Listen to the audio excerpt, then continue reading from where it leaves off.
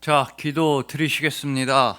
끝까지 우리와 함께 하시는 하나님, 오늘도 이 예배를 통해 거룩함으로 변화시켜 주시고 능력으로서 보호하여 주시고 사랑으로 함께 하시니 참으로 감사합니다.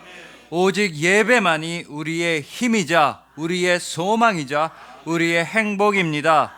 우리는 주님을 사랑하는 예배자입니다. 임마누엘 하나님, 영원토록 우리와 함께 하시는 하나님의 이름, 우리 주님 예수 그리스도의 이름으로 기도합니다. 아멘. 자, 오늘은 끝까지 하나님이라는 말씀으로 주님의 은혜를 함께 나누도록 하시겠습니다.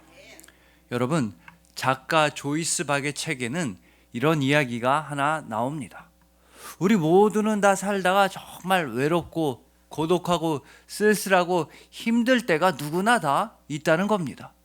그러다 보면 내 인생은 마치 저기 먼 바다에 홀로 외롭게 동떨어져 있는 버려진 섬과도 같다. 내 인생 정말 외롭고 쓸쓸하다 라는 느낌을 받을 수도 있습니다.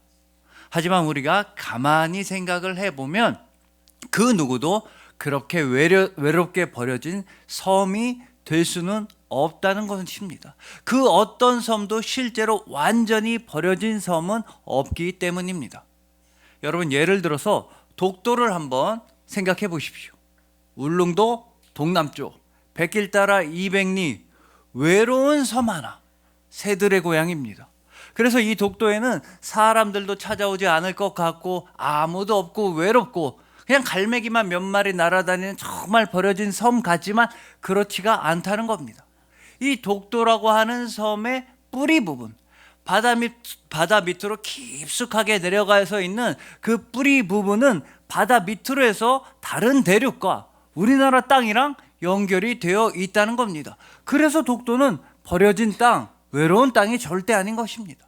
마찬가지로 모든 섬과 모든 대륙들은 다 바다 밑으로 해서 다른 대륙들과 서로 연결되어 있고 하나가 되어 있습니다.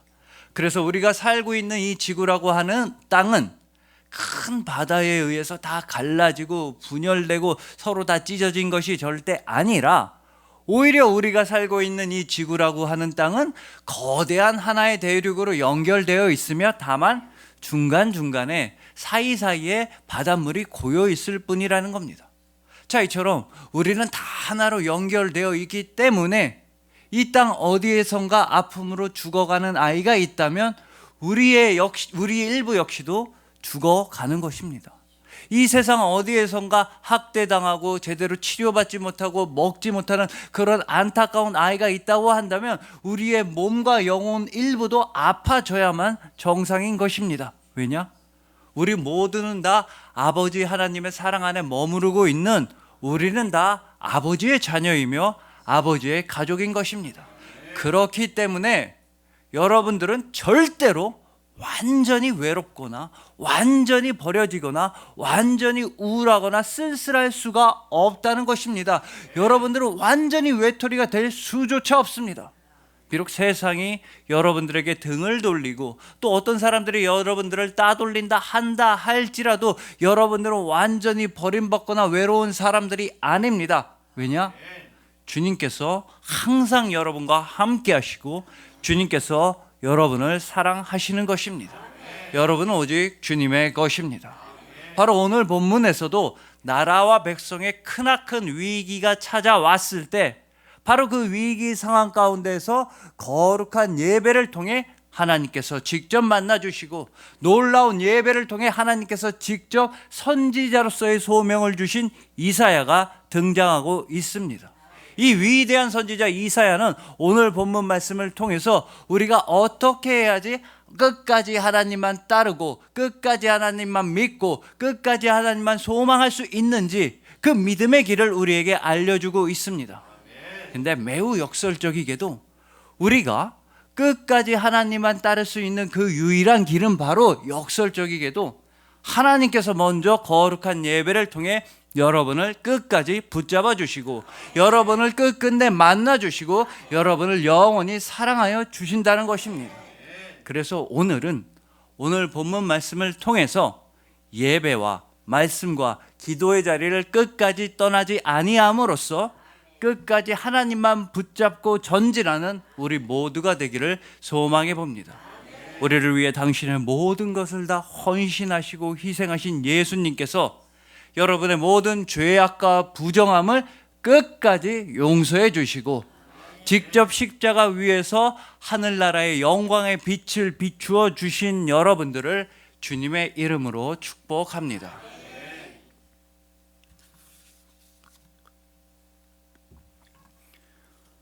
자, 함께 보신 대로 우선 오늘 본문에서는 정말 사상 유례가 없는 장엄하고 거룩하고 위대한 예배가 펼쳐지고 있습니다.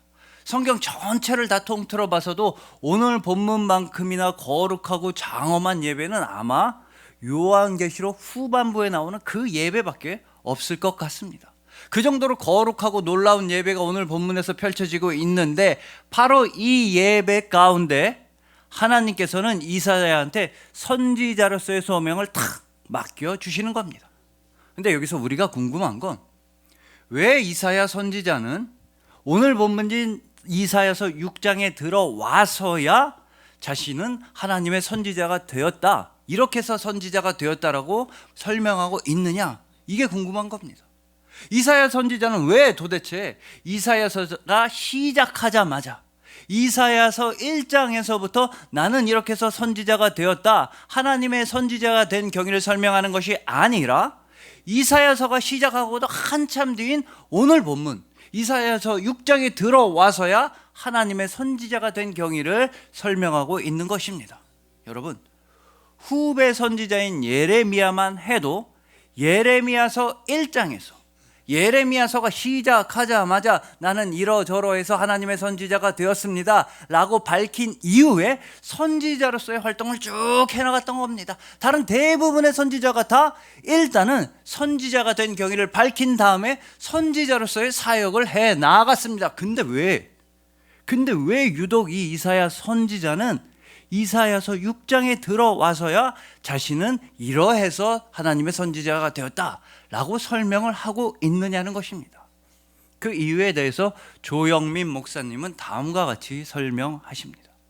우리가 이사야서를 1장에서부터 5장까지 읽어 나가다 보면 그 부분에는 하나님께서 백성들에게 보내시는 경고의 말씀, 심판의 말씀이 가득하다는 것입니다.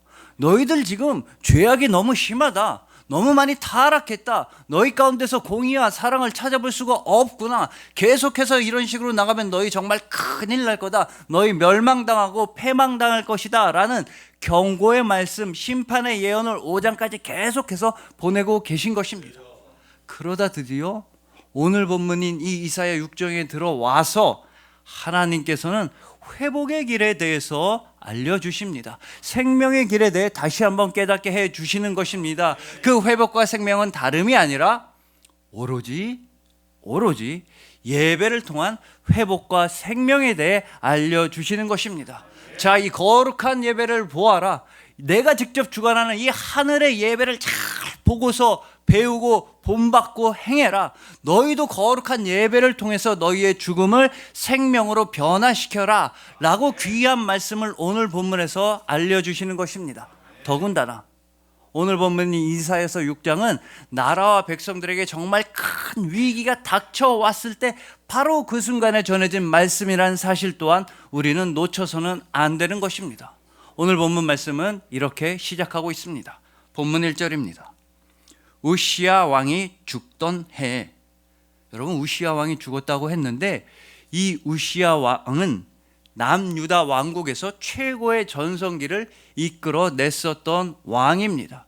이 우시야가 왕으로 있을 때 남유다 왕국은 정치적으로도 경제적으로도 군사적으로도 굉장히 부강했습니다. 또한 외교적으로도 다른 나라와의 마찰과 갈등이 거의 없었습니다. 그만큼 뛰어난 왕이었습니다. 그래서 우리나라 조선시대에 비교를 해보자면 다윗 왕은 세종대왕쯤 된다고 하면 이 우시야 왕은 영조나 정조쯤 되는 그런 실력이 있는 왕이었던 겁니다. 근데 그렇게 뛰어나고 실력이 있는 왕이 죽었으니 백성들한테는 위기가 찾아오는 것이 당연했습니다.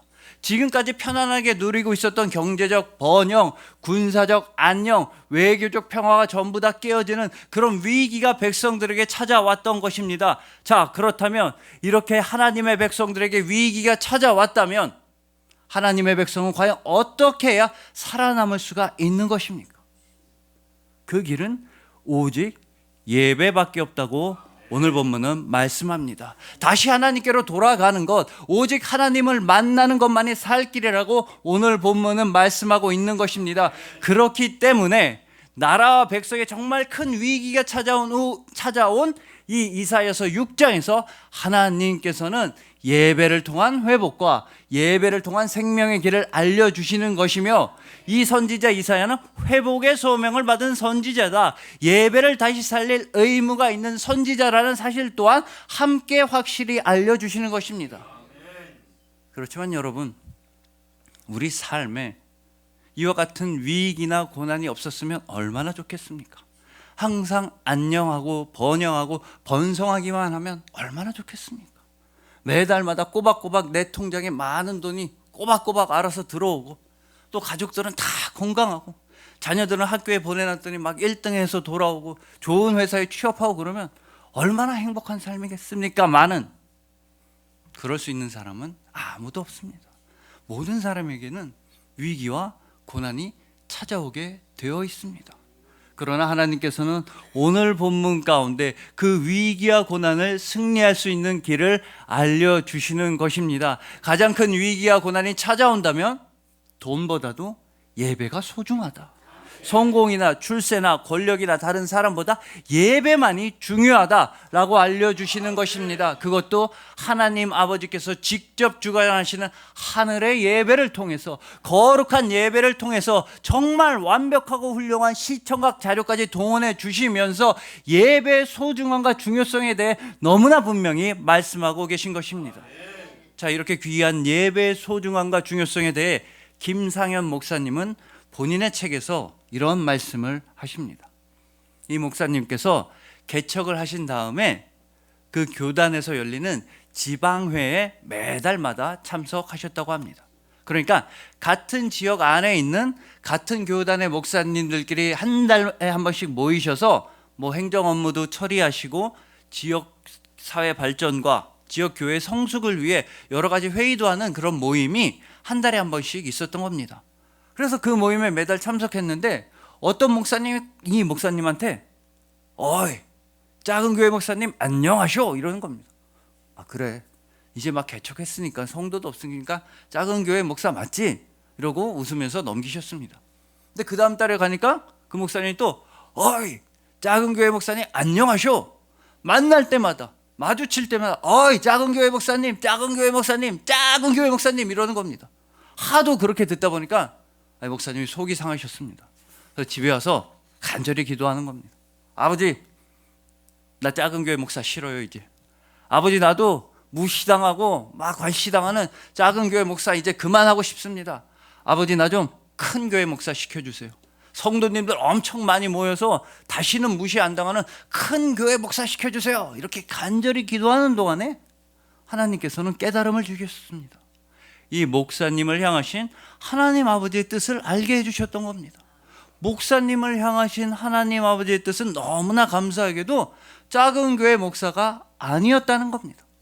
그렇다고 또 이 목사님을 향하신 하나님 아버지의 뜻은 큰 교회 목사도 아니었습니다.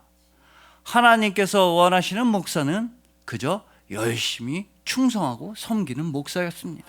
하나님께서 원하시는 교회는 그냥 큰 교회가 아니라 날마다 믿음이 깊어지고 성숙해지는 교회였으며, 하나님께서 원하시는 성도는 한결같이 예배 드리며 주님만 바라보는 성도들이었다는 것입니다. 여러분, 우리도 이 목사님처럼 진짜 억울하고 답답한 일을 겪을 수도 있습니다. 작은 교회 목사님 안녕하쇼 이런 말을 들으시던 것처럼 우리도 세상으로부터 가난하다고, 가진 게 없다고, 배운 게 없다고, 몸이 아프다고, 또는 빽과 연줄이 없다고 무시당할 수도 있습니다. 그렇게 세상과 사람들이 우리를 핍박할 때일수록 우리는 우리 주님 예수 그리스도의 말씀을 기억해야만 하는 것입니다. 예수님께서는 정말 가난한 과부의 그 동전 헌금, 자신의 생활비를 다 털어낸 그 적은 동전 헌금을 인정하시고 칭찬해 주셨습니다. 정말 세상에서 부자라고 하는 사람들이 아니라, 자기 잘난 맛에 사는 사람들이 아니라, 자기 목소리만 크게 내고 떵떵거리면서 사는 사람들이 아니라, 정말 가난한 와중에서도 오직 하나님을 향한 순수한 믿음과 순전한 헌신을 크게 칭찬하시고 인정해 주셨던 것입니다. 그리고 예수님은 그 인정과 칭찬이 진심이셨다는 것을 분명하게 보여주셨습니다. 바로 예수님은 십자가 위에서 본인 스스로가 가장 가난해지시고 가장 연약해지시고 가장 낮아지심으로써 하나님 아버지를 향한 순수한 믿음과 순전한 헌신과 희생을 완벽하게 보여주셨던 것입니다. 즉 예수님께서는요, 십자가를 통해 예배를 완성하여 주셨던 것입니다. 그러니 부디 여러분의 삶의 자리가 힘들고 고단하다면 예배의 자리로 나아오시길 소망합니다. 거기가 진짜 여러분의 자리입니다. 예배만이 여러분들의 참된 기쁨이며, 예배만이 여러분들의 진정한 능력이며, 예배만이 여러분들의 영원한 행복이라는 걸 기억하시길 소망하는 것입니다. 바로 예배의 자리에서, 은혜의 자리와 능력의 자리에서 주님께서 직접 베풀어 주시는 치유와 생명을 풍성하게 누리시는 여러분들을 주님의 이름으로 축복합니다.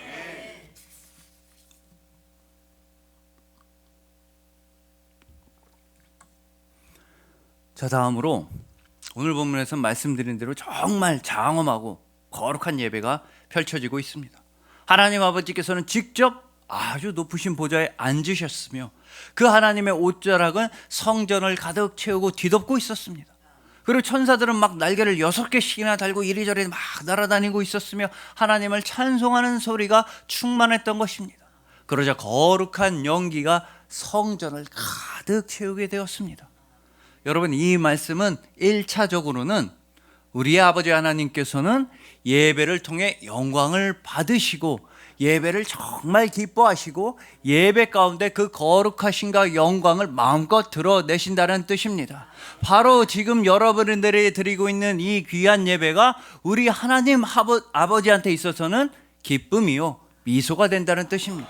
그렇기 때문에 특히나 오늘 본문 1절에서 하나님의 옷자락이 성전을 가득 채우고 뒤덮고 있다는 말씀의 의미는 하나님께서는 모든 교회들을 그렇게 옷자락으로 뒤덮듯이 지켜주시고 보호하신다는 뜻입니다. 바로 지금 이 교회에서 지금 이 순간에 예배를 드리는 여러분들을 하나님께서는 옷자락으로 덮어주시고 그 품에 품어주시고 여러분들은 모든 죄악의 세력과 흑암의 세력과 절망의 세력으로부터 완전하게 지켜주시고 보호해 주신다는 뜻입니다.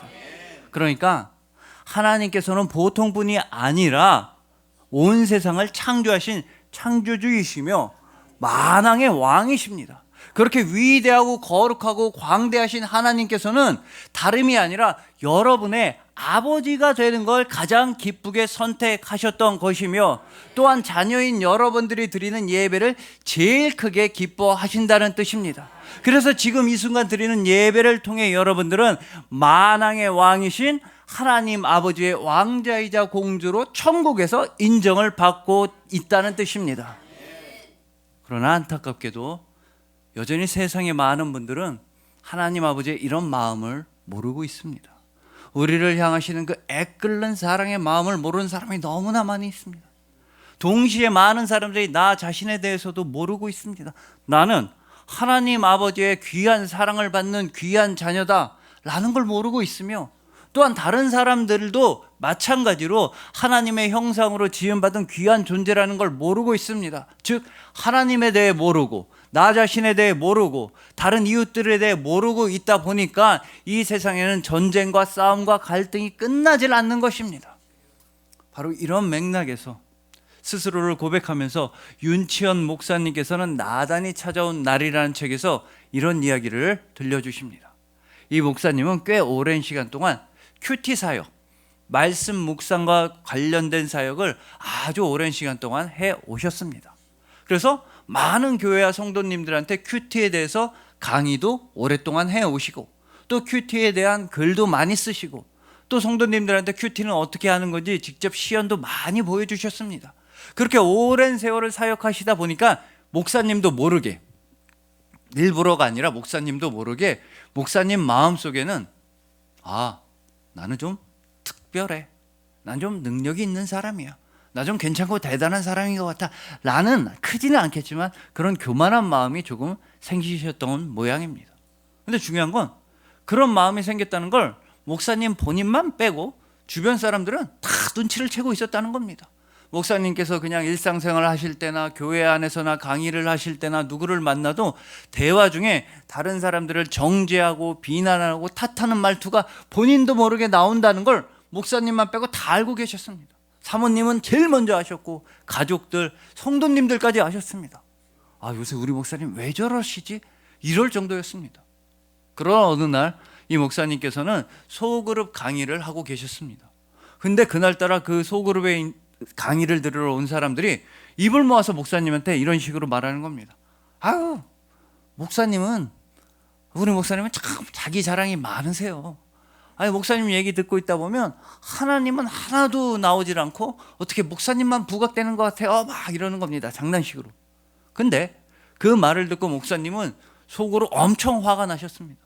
그래서 집에 돌아오는 길에, 아니 말이야, 내가 바쁜 시간을 쪼개서 말이야 기껏 강의를 해줬더니 그런 말을 해.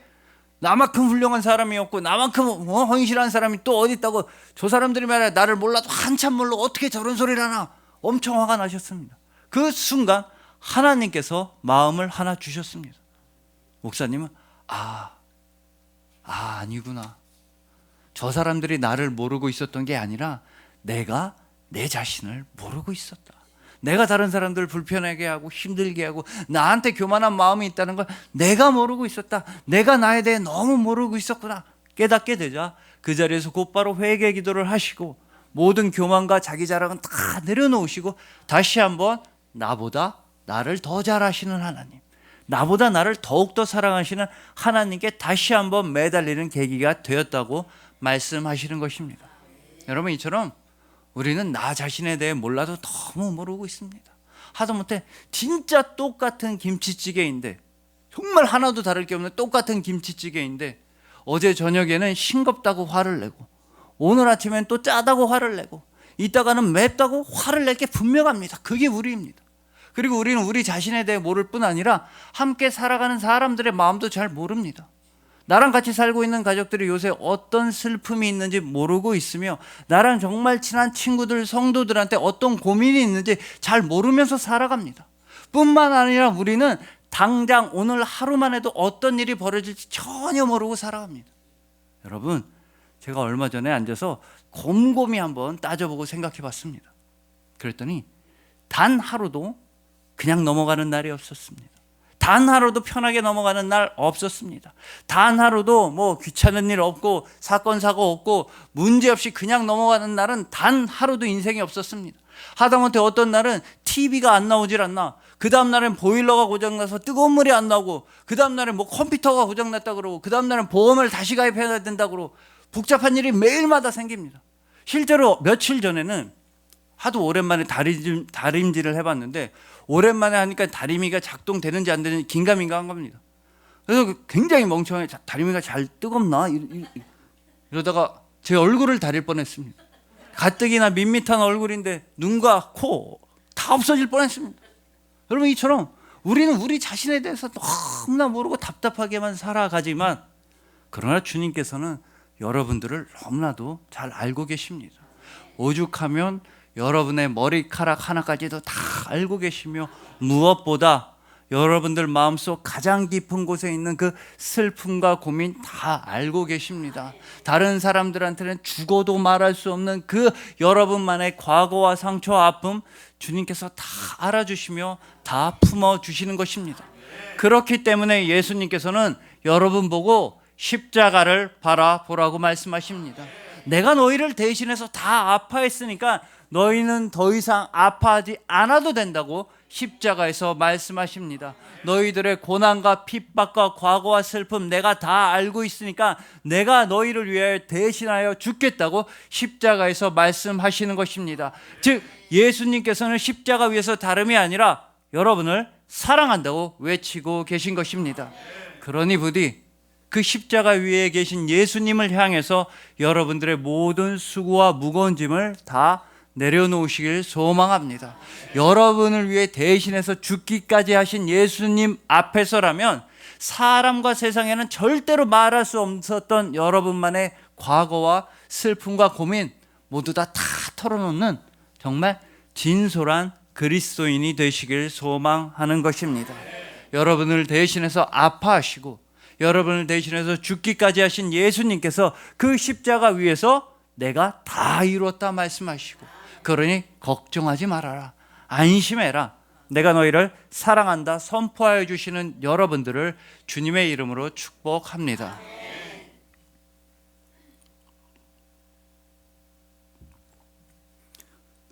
자, 이제 마지막으로 하나님의 거룩하심과 영광을 마주하게 되자 선지자 이사야는 오늘 본문에서 이런 반응을 보이고야 말았습니다. 화로다 나여 망하게 되었도다. 나는 입술이 부정한 사람이요. 이사야는 하나님의 영광을 보니까 나는 망했다, 나는 부정한 사람이다, 나는 죄인이라고 외치고 있는 겁니다. 그런데 여러분, 이것이 바로 우리가 하나님의 거룩하심, 완전하신 하나님을 우리가 진짜로 만나게 되면 나올 수밖에 없는 반응인 것입니다. 나는 망했다, 나는 부정한 사람인데 주님, 저는 죄인입니다, 제발 도와주시고 제발 살려주세요, 이렇게 낮아지는 반응이 나올 수밖에 없는 것입니다. 그래서 예수님께서 여러분을 찾아와 주셨습니다. 예수님께서는 죄인이었던 우리, 엎드려 있던 우리를 일으켜 세워주시고 우리의 죄악을 끝까지 용서해 주시고 우리에게 생명을 주시기 위해 우리를 찾아와 주신 것입니다.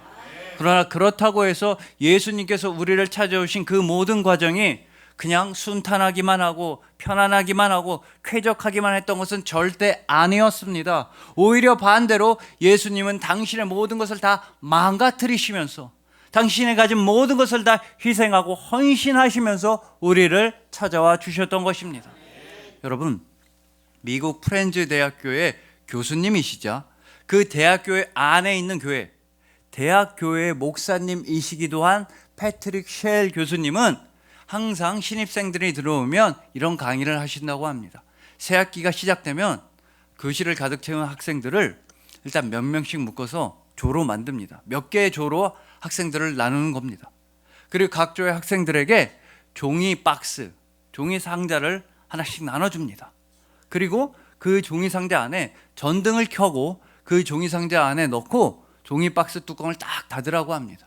근데 그 종이 상자라고 해도 얇은 종이가 아니라 꽤나 두꺼운 종이로 된 상자라서 아마 택배 박스 정도로 상상하시면 될 겁니다. 꽤나 두꺼운 종이로 된 상자이고 또 뚜껑도 잘 닫히게 돼 있어서 전등을 켜서 넣고 뚜껑을 닫으면 그 전등 빛이 상자 밖으로 절대 새어나오지 않는다고 합니다.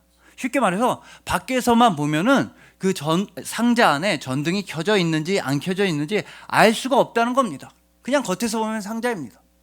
자, 이 사실을 확인시키신 다음에 교수님은 학생들한테 이번에는 전등을 꺼내고 그 종이 상자를 박살을 내라고 합니다.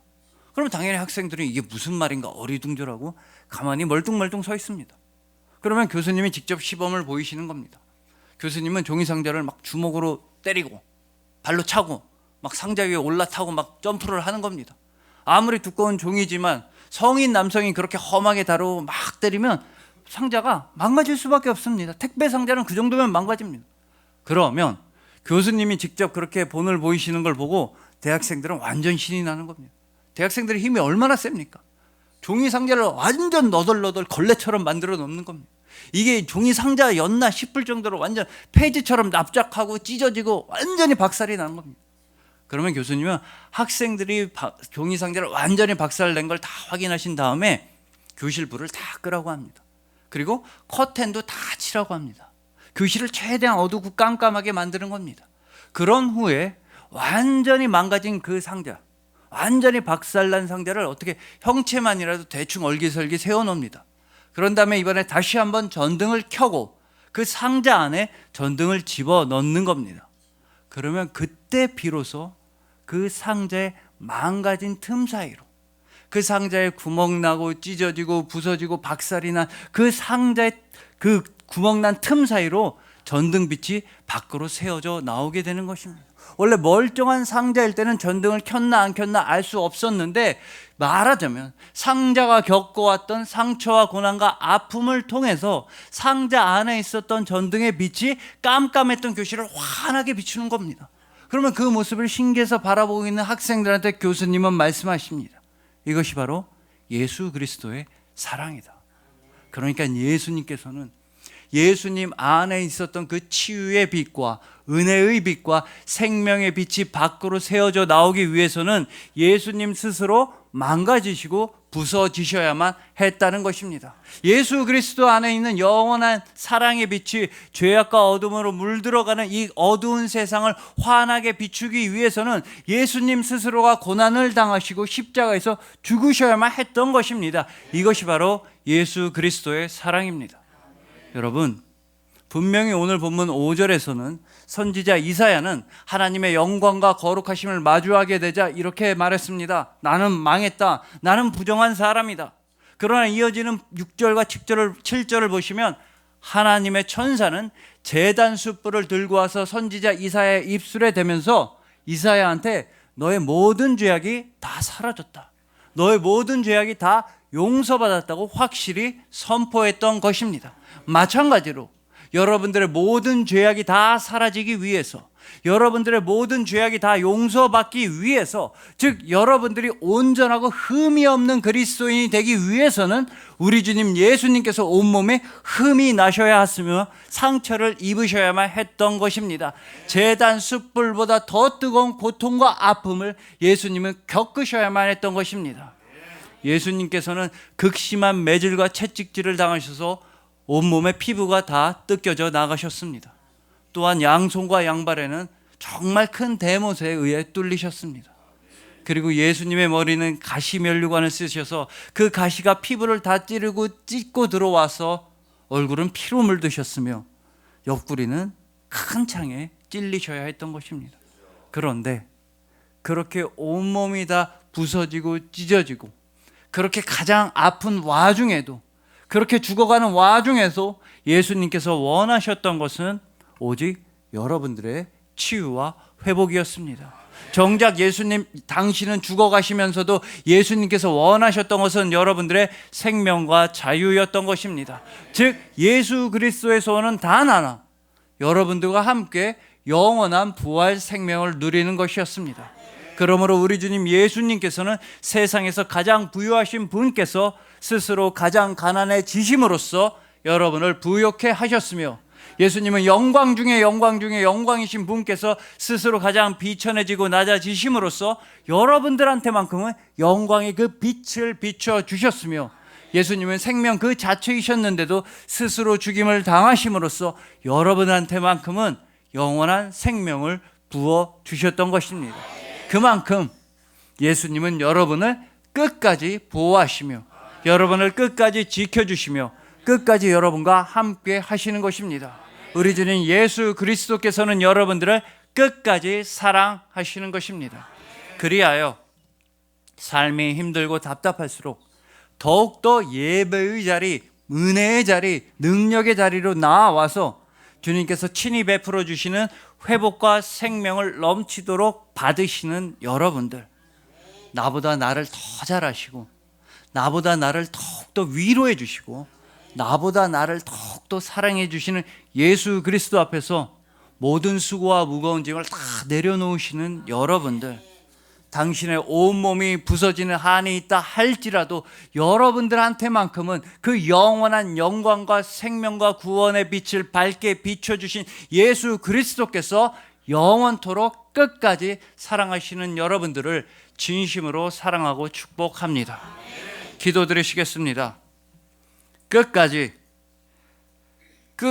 우리와 함께 하시는 주님, 인생이 내 뜻대로 안 되고 인생이 슬프고 억울할 때에도 우리는 예배의 자리로 나아옵니다. 오직 예배만이 우리의 처소이며 오직 예배만이 우리의 진짜 소망이며 예배는 곧 우리 자신입니다. 끝까지 예배자가 되고 끝까지 성도가 되고 끝까지 그리스도인이 되고 끝까지 예수님만 사랑합니다. 그 몸이 깨어지시면서도 그 보혈을 흘리면서도 우리를 놓치지 않고 품어주신 예수님만 끝까지 따라가겠습니다. 생명의 말씀이 주님께 있사오니 우리는 주님을 떠나지 아니합니다. 우리를 먼저 사랑하시고 먼저 선택하여 주시니 참으로 감사합니다. 우리 주님은 사랑이십니다. 임마누엘 하나님, 영원토록 우리와 함께 하시는 하나님의 그 이름, 우리 주님 예수 그리스도의 이름으로 기도합니다. 아멘.